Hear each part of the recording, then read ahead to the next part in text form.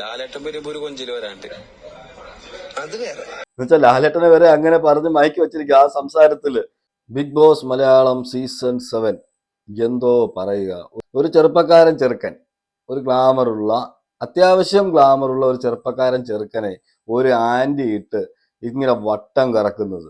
പറഞ്ഞത് നിങ്ങൾക്ക് മനസ്സിലായി കാണും ആരെ കുറിച്ചാണെന്ന്. ജിസേലിനെയും ആര്യനെയും കുറിച്ചാണ്. ഇപ്പോൾ അവിടെയുള്ള വീട്ടുകാരും പറഞ്ഞു തുടങ്ങി. അതുപോലെ തന്നെ ഇവരുടെ ഈ ചേഷ്ടകളൊന്നും കാണാൻ വയ്യ എന്ന് പറഞ്ഞിട്ട് എല്ലാവരും ഇപ്പൊ വെളിയിലേക്ക് മാറി മാറി കിടക്കാൻ തുടങ്ങി ഓരോ സൈഡിലൊക്കെ.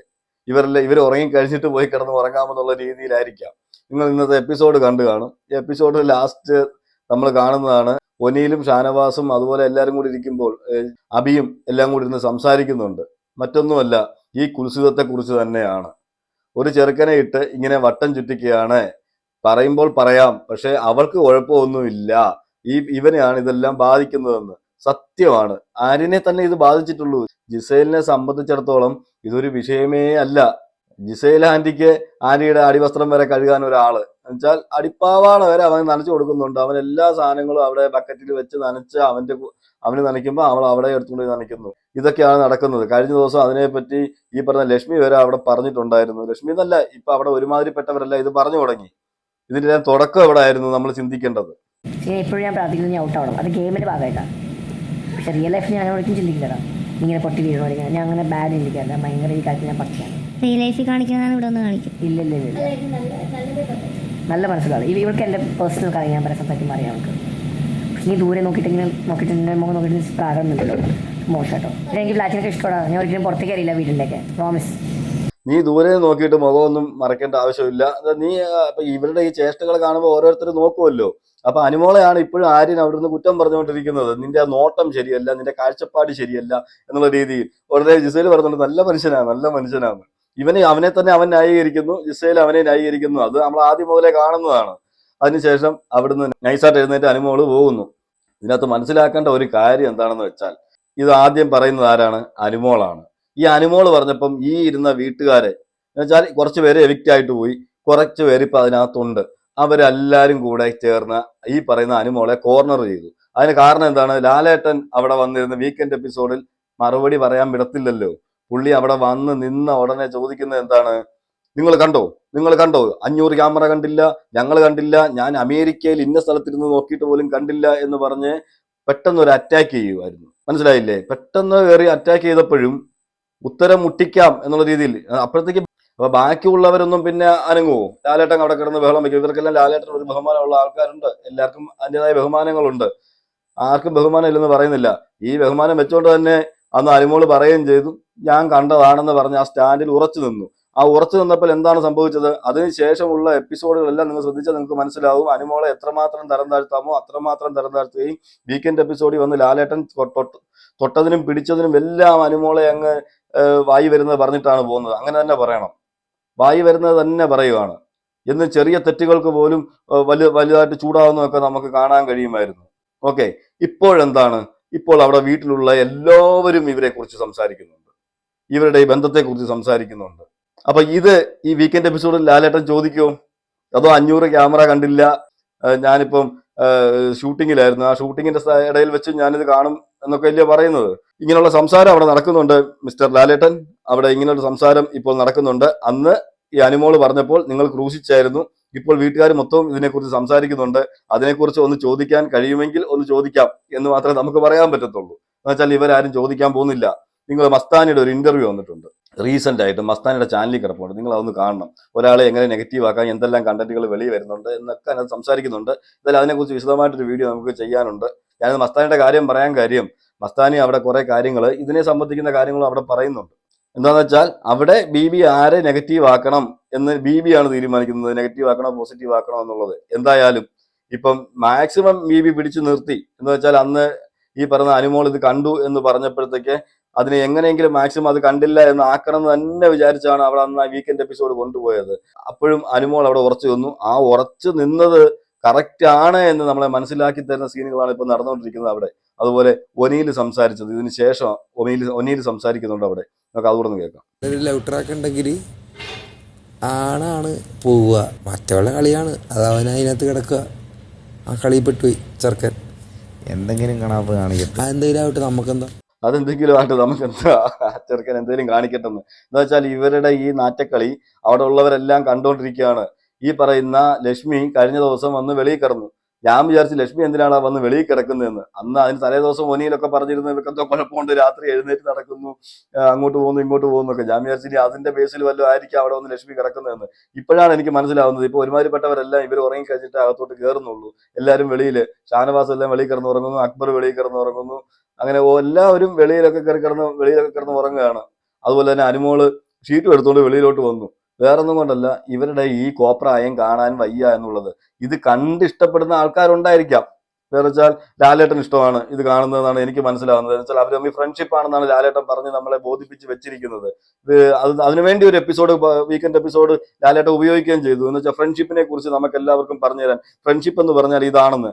എന്തുകൊണ്ടാണ് ഈ ഇരിക്കുന്ന ഇവർ, ആ വീട്ടിലുള്ള ബാക്കിയുള്ളവർ എന്തുകൊണ്ട് ഇപ്പോൾ ഇവരെ കുറിച്ച് സംസാരിക്കുന്നു, ഇവരെ കുറിച്ച് നെഗറ്റീവ് പറയുന്നു? ഈ ആര്യനെ കൊണ്ട് ജിസേൽ കാണിപ്പിക്കുന്ന ഓരോ പരിപാടികൾ, അതുപോലെ തന്നെ ജിസേലും ആര്യനും തമ്മിലുള്ള ബന്ധം, ഇതെല്ലാം ഇപ്പോൾ ആ വീട്ടിൽ ചർച്ചയാകുന്നുണ്ടല്ലോ. ഇതെല്ലാം ഫ്രണ്ട്ഷിപ്പിന്റെ മേളിലായിരിക്കും അല്ലേ? നമുക്ക് അങ്ങനെ കരുതാം. അതുപോലെ തന്നെ ലാലേട്ടൻ വരുമ്പം എപ്പോഴും നമ്മൾ കാണുന്നതാണ് ഒരു കൊഞ്ചലുണ്ടല്ലോ. നമ്മൾ തന്നെ പല വീഡിയോയിലും നമ്മൾ പറഞ്ഞിട്ടുണ്ട്, ഈ പറയുന്ന ജിസേലിന് ലാലേട്ടനെ കാണുമ്പോൾ ഒരു കൊഞ്ചലുണ്ട്. ലാലേട്ടനെ അതുപോലെ തന്നെയാണ്. ജിസേലിൽ നിന്ന് വിളിക്കുമ്പോഴത്തേക്ക് നാക്കിന്ന് ജിസേൽ എന്ന് മൊത്തത്തിൽ വരത്തില്ല, ജിസേൽ പറയൂ. ജിസേൽ പറഞ്ഞു കഴിഞ്ഞാൽ പിന്നെ ലാസ്റ്റ് വാക്കാണ് അവിടെ, അവന് വേറെ വാക്കൊന്നുമില്ല. ജിസേലിനെ കൊണ്ട് സംസാരിപ്പിക്കാവുന്നതിന്റെ മാക്സിമം സംസാരിപ്പിക്കുക, എന്നിട്ട് ചങ്കി കൊണ്ടെന്ന് പറയുക. അങ്ങനത്തെ കുറച്ച് ഡയലോഗ് ഒക്കെ ലാലേട്ടൻ തന്നെ ബൂസ്റ്റ് ചെയ്ത് വിടുന്ന പോലെ നമുക്ക് തോന്നിയിട്ടുണ്ട്. എന്തായാലും ഇന്ന് അതിനെക്കുറിച്ച് അക്ബർ അവിടെ നിന്ന് സംസാരിക്കുന്നുണ്ട്. മറ്റൊന്നുമല്ല, ഈ പറയുന്ന ആര്യനും ജിസേലും അക്ബറും എല്ലാം കൂടി ഇരിക്കുമ്പോൾ ആര്യനും ജിസേലും കൂടെ അവിടെ കാണിച്ചു കൂട്ടുന്ന കുറച്ച് പരിപാടികൾ, കൊഞ്ചൽ പരിപാടികൾ ഉണ്ടല്ലോ ഇവരുടെ. നീ എന്നെ പോടി, നീ പോടാ, നീ അത് ചെയ്തോ ഇത് ചെയ്തോ, ആ ഇംഗ്ലീഷ് ഉണ്ടല്ലോ, ആ ഒരു ഇംഗ്ലീഷ്, ആ ഒരു മംഗ്ലീഷ്, ഇംഗ്ലീഷ് അല്ല, ആ ഒരു മംഗ്ലീഷ്, ആ ഒരു മംഗ്ലീഷ് അവിടെ സംസാരിക്കുന്നുണ്ട്. അത് കേട്ടോണ്ടാണ് അക്ബർ ഇത് പറയുന്നത്, കൊഞ്ചലിനെ കുറിച്ച്. നമുക്ക് അതുകൂടെ ഒന്ന് കേൾക്കാം. എന്തായാലും ലാലേട്ടന് വിട്ട് അക്ബർ ശരിക്കും ഒന്ന് വെക്കുന്നുണ്ട്. കൊഞ്ചാണ്ടെന്ന് പറയാലോ, എഫേർട്ട് അല്ലേ, ഇഷ്ടമുള്ള പോലെ പറഞ്ഞു. തൽക്കാലം കൊഞ്ചിട്ട് പറയും, എന്നിട്ട് പെയ്യെ പയ്യെ കൊഞ്ചിട്ട് നിർത്തിയാൽ മതി. അതെ, കൊച്ചിലെ ഇങ്ങനെ പറഞ്ഞ് ശീലമായേ. ഈ കൊഞ്ചൊന്നും കുഴപ്പമില്ല, ലാലേട്ടൻ വരുമ്പോ ഒരു കൊഞ്ചില് വരാണ്ട്, അത് വേറെ. അതാണ് ഞാൻ പറഞ്ഞത്. അക്ബർ അവിടെ നിന്ന് ചിരിക്കുക എന്നിട്ട് അത് പറഞ്ഞിട്ട്. അപ്പൊ ഇവരെല്ലാം ഇതൊക്കെ ശ്രദ്ധിക്കുന്നുണ്ട്. ഇത് ശ്രദ്ധിക്കാത്തവർ ഒറ്റ ഒരാളെ ഉള്ളൂ, ലാലേട്ടൻ.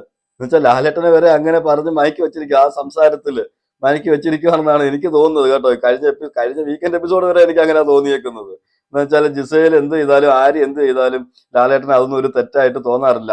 അനുമോൾ അവിടെ അനങ്ങി കഴിഞ്ഞാൽ ലാലേട്ടൻ എടുത്തിട്ട് പറപ്പിക്കും, ഈ ആകാശത്തിട്ട് കറക്കും. പക്ഷെ എന്താണേലും ലാലേട്ടന് മുന്നിൽ സ്ട്രോങ് ആയിട്ട് പറഞ്ഞ 2 ലേഡീസേ ഉള്ളൂ അവിടെ. എന്തോ പറഞ്ഞാലും മുഖത്ത് നോക്കി പറഞ്ഞു കാര്യങ്ങള്. അനുമോള് പറഞ്ഞു ഞാൻ കണ്ടതാണെന്ന് ഉറച്ചു നിന്നു. അതുപോലെ ലക്ഷ്മിയുടെ സ്റ്റാൻഡിൽ ഉറച്ചു നിന്നു. ഈ 2 ഉറപ്പിൽ ലാലേട്ടൻ കിടന്ന് അമ്മാനെ വാടി ഏറി കിടന്നിട്ട്. എന്നിട്ടും ലാലേട്ടന് മനസ്സിലായി കാണത്തില്ല. ലാലേട്ടൻ ഇതൊന്നും കാണാത്ത ആളാണ്. എപ്പിസോഡുകളോ കാര്യങ്ങളോ ഒന്നും കാണാത്ത ആളായിരിക്കാം. ലാലേട്ടൻ ഇനിയെങ്കിലും മനസ്സിലാക്കുക, ഒന്നുകിൽ എപ്പിസോഡുകൾ കാണുക, ഒന്നുകിൽ കൂടുതൽ ലൈവ് കാണാൻ ശ്രമിക്കുക, അല്ലെങ്കിൽ എപ്പിസോഡെങ്കിലും ഒന്ന് കാണുക. സോഷ്യൽ മീഡിയ ഒന്ന് നോക്കുക, എന്താണ് നടക്കുന്നത്. സോഷ്യൽ മീഡിയയിൽ ഇപ്പൊ അപ്പ അപ്ഡേറ്റ്സ് ഒക്കെ വരുന്നുണ്ട്. കാര്യങ്ങൾ ജനങ്ങൾ എങ്ങനെയാണ് ഇതിനെ വിലയിരുത്തുന്നത് എന്ന് ഓരോ കാര്യങ്ങൾ സത്യസന്ധമായിട്ട് മനസ്സിലാക്കിയിട്ട് വന്ന് അവിടെ പറഞ്ഞാൽ കൊള്ളാമായിരുന്നു. ക്രൂ എഴുതി കൊടുക്കുന്നതാണെങ്കിൽ എന്താണെങ്കിലും എനിക്കത് ചെയ്യാൻ പറ്റത്തില്ല, എനിക്കിങ്ങനെ പറയാൻ പറ്റത്തില്ല എന്ന് പറഞ്ഞതാണ്. അത് പറയാനുള്ള ഒരു ആർജവം ലാലേട്ടൻ കാണിക്കും എന്നാണ് എനിക്ക് തോന്നുന്നത്. എന്നുവെച്ചാൽ മറ്റുള്ള സീസണുകളെ പോലല്ല ഈ സീസൺ നല്ലപോലെ ചർച്ചയാവുന്നുണ്ട്. ഇങ്ങനെയുള്ള കുൽസിതവും ഇങ്ങനെയുള്ള കുറെ വിഷയങ്ങളൊക്കെ വന്നതുകൊണ്ട് ലാലേട്ടന്റെ ഓരോ വീക്കെൻഡ് എപ്പിസോഡും ഓരോരുത്തരും ശരിക്കും വാച്ച് ചെയ്യുന്നുണ്ട്. ജിസേലിനോട് സംസാരിക്കുന്നത്, ആരോട് സംസാരിക്കുന്നത്, മറ്റേ കണ്ടസ്റ്റന്റിനോട് സംസാരിക്കുന്നത്, അനുമോട് സംസാരിക്കുന്നത്, ഇതെല്ലാവരും പ്രത്യേകം ശ്രദ്ധിക്കുന്നുണ്ട്. ഓരോരുത്തരുള്ള ആറ്റിറ്റ്യൂഡ് വരെ എല്ലാവരും ശ്രദ്ധിക്കുന്നുണ്ട്. അപ്പം ഞാൻ പറഞ്ഞു വന്നത്, അനുമോളെ എടുത്ത് കുലസ്ത്രീയാക്കി ഒരു കുലസ്ത്രീ ഇമേജ് കൊടുത്ത് അനുമോളെ തകർക്കാൻ ശ്രമിച്ചവർക്കെല്ലാം ഉള്ള ഒരു തിരിച്ചടിയായിട്ട് ഈ കർമ്മ എന്ന് പറയുമല്ലോ, ആ കർമ്മ പ്രവർത്തിച്ചു തുടങ്ങി എന്ന് എനിക്ക് പറയാനുള്ളൂ. മറ്റൊന്നുമല്ല, ആര്യനും ജിസേലും ഇപ്പോഴും ആ വീട്ടിൽ കാണിച്ചുകൊണ്ടിരിക്കുന്ന ഒരു കോമാളിത്തരമാണ്. ആര്യനെ കുറിച്ച് പറയുകയാണെങ്കിൽ അവൻ നല്ലൊരു ഗെയിമറാണ്. പക്ഷെ അവന്റെ ഗെയിം മൊത്തവും കളഞ്ഞത് ആരാണ്? ഈ പറഞ്ഞ ജിസേലാണ്. എനിക്ക് ഇത് കാണുമ്പോൾ എനിക്ക് ഓർമ്മ വരുന്നത് ജാസ്മിനെയും ഗബ്രിയെയും കുറിച്ചാണ്. 2 പേരും ഒറ്റയ്ക്ക് കളിച്ചിരുന്നെങ്കിൽ ഇത്രയും നല്ല ബെസ്റ്റ് ഗെയിമർ ആ സീസണിൽ ഇല്ല വേറെ. ഈ 2 പേരും ഒറ്റയ്ക്ക് മാറി കളിച്ചിരുന്നെങ്കിൽ. പക്ഷെ ഇവർ 2 പേരും ഇതിന്റെ വേറൊരു വേർഷനായിരുന്നു അവിടെ 2 പേരും കൂടെ കാണിച്ചു കൂട്ടിയത്. ഇതിൻ്റെ ഒരു വേറൊരു വേർഷൻ എന്ന് തന്നെ പറയാം. അപ്പം അവിടെയാണ് അവരുടെ ഗെയിമും തകർന്നു പോയത്. അതുപോലെ തന്നെയാണ് ഇവിടെ ഈ പറഞ്ഞ ജിസേൽ പിന്നെയും ഗെയിമിലേക്ക് വരുന്നുണ്ട്. ഓരോ ഗെയിമുകളും അത്യാവശ്യം കൊടുക്കേണ്ട കണ്ടന്റ് ഒക്കെ കൊടുക്കുന്നുണ്ട്. ആര്യൻ ടാസ്ക് വന്നാൽ മാത്രം പെർഫോം ചെയ്യുന്നുണ്ട്. അതിന് കഴിഞ്ഞിട്ടുള്ള കാര്യങ്ങളെന്ന് പറഞ്ഞാൽ നമുക്ക് അക്സെപ്റ്റ് ചെയ്യാൻ പറ്റത്തില്ല. വായി വരുന്നത് കോതയ്ക്ക് പാട്ടെന്നുള്ള രീതിയിലാണ്. പക്ഷേ ഈ ആര്യനെ നല്ലൊരു രീതിയിലേക്ക് വരേണ്ട ആര്യനെ ഈ ലെവലിലാക്കിയത് ജിസയിലാണെന്നേ ഞാൻ പറയത്തുള്ളൂ. ഇപ്പോഴത്തെ ആര്യന്റെ ഗെയിം എല്ലാം കാണുമ്പോൾ നമുക്ക് മനസ്സിലാവുന്നുണ്ട്. ഞാൻ നേരത്തെ പറഞ്ഞ പോലെ നേരത്തെയും ഗെയിമിലൊക്കെ നല്ല കളിക്കുന്ന ഒരാളായിരുന്നു ഈ പറയുന്ന ആര്യൻ. പക്ഷേ ഈ ആര്യനും ഇതുപോലൊരു പാവാടവള്ളിയായി പോയി എന്നുള്ളതാണ്. ജിസേലിന്റെ പാവാടയിൽ ജിസേൽ നല്ല മുറുക്കി കെട്ടി വെച്ചിട്ടുണ്ട്. അതുകൊണ്ട് ഇനിയിപ്പോ അഴിച്ചുകൊണ്ട് പെട്ടെന്ന് ഓടിപ്പോകാൻ വലിയ പാടാണ്. ഇവർ കഴിഞ്ഞ ദിവസം ഒരു ഡ്രാമ എല്ലാം കളിച്ചായിരുന്നു, ഞങ്ങൾ പിരിഞ്ഞു, അങ്ങോട്ടും ഇങ്ങോട്ടും ഒരു വഴക്കുണ്ടാക്കുന്ന പോലൊക്കെ. ഇതൊക്കെ ഇവരുടെ വിചാരം അകത്തിരുന്നുകൊണ്ട് ഇവരുടെ ഈ കോംബോ ഒക്കെ കൊട്ടിഘോഷിച്ച് വെളിയിൽ ആഘോഷിക്കുന്നു എന്നുള്ളതായിരിക്കും. പണ്ടും ഇത് തന്നെയാണ് ഞാൻ പറഞ്ഞ മറ്റേവർക്കും സംഭവിച്ചുകൊണ്ടിരുന്നത്. സീസൺ 6 സംഭവിച്ചുകൊണ്ടിരുന്നത് എന്തായിരുന്നോ അവരും അകത്ത് വിചാരിച്ചുകൊണ്ടിരുന്നത് ഞങ്ങളുടെ കോംബോ ഭയങ്കരമായിട്ട് വെളിയിൽ വർക്കാവുന്നു എന്നുള്ളതായിരുന്നു. അതുപോലെ തന്നെയാണ് ഇപ്പൊ ജിസേലും ആര്യനും വിചാരിച്ചുകൊണ്ടിരിക്കുന്നത് ഞങ്ങളുടെ കോംബോ വെളിയിൽ ഭയങ്കര ചർച്ചയാവുന്നുണ്ട് എന്നുള്ളതൊക്കെ ആയിരിക്കാം. എനിക്ക് അങ്ങനെ തോന്നുന്നു ഇവരുടെ ഈ പോക്ക് കണ്ടിട്ട്. എന്തായാലും വീട്ടിലുള്ളവരൊക്കെ ഇപ്പം ഈ കുശുകുശിക്കാൻ തുടങ്ങി. നേരത്തെ കുശുകുശിപ്പേ ഉള്ളായിരുന്നു വീട്ടിലുള്ളവർക്ക്, ഇപ്പൊ അതൊന്നുമല്ല. ഇപ്പൊ പറഞ്ഞു തുടങ്ങി ഓരോരുത്തരും ഇവരുടെ കലാപരിപാടികളെ കുറിച്ച്. എന്തായാലും മുന്നോട്ട് പോട്ടെ, വിജയകരമായി മുന്നോട്ട് പോട്ടെ. ഫ്രണ്ട്ഷിപ്പ് ആയതുകൊണ്ട് നമുക്ക് ലാലേട്ടൻ വന്ന എപ്പിസോഡ് ഞാൻ നേരത്തെ പറഞ്ഞതുപോലെ ഫ്രണ്ട്ഷിപ്പിനെ കുറിച്ച് ഒരുപാട് ഘോരം പ്രസംഗിച്ച ഫ്രണ്ട്ഷിപ്പ് ഇതാണെന്നൊക്കെ പറഞ്ഞു തന്നത് കൊണ്ട് നമുക്കതൊരു ഫ്രണ്ട്ഷിപ്പായിട്ട് കാണാം. ഫ്രണ്ട്ഷിപ്പായിട്ട് കാണുന്നവർക്ക് ഫ്രണ്ട്ഷിപ്പായിട്ട് കാണാം. അല്ലാത്തവർക്ക് കുൽസിതം വിത്ത് ഫ്രണ്ട്ഷിപ്പ് എന്ന് വേണമെങ്കിലും നമുക്കിതിനെ പറയാം. എന്തായാലും ഇതിനെക്കുറിച്ചുള്ള നിങ്ങളുടെ അഭിപ്രായങ്ങൾ നിങ്ങൾ കമന്റ് ചെയ്യുക. മറ്റൊരു വീഡിയോയുമായിട്ട് നമുക്ക് കാണാം.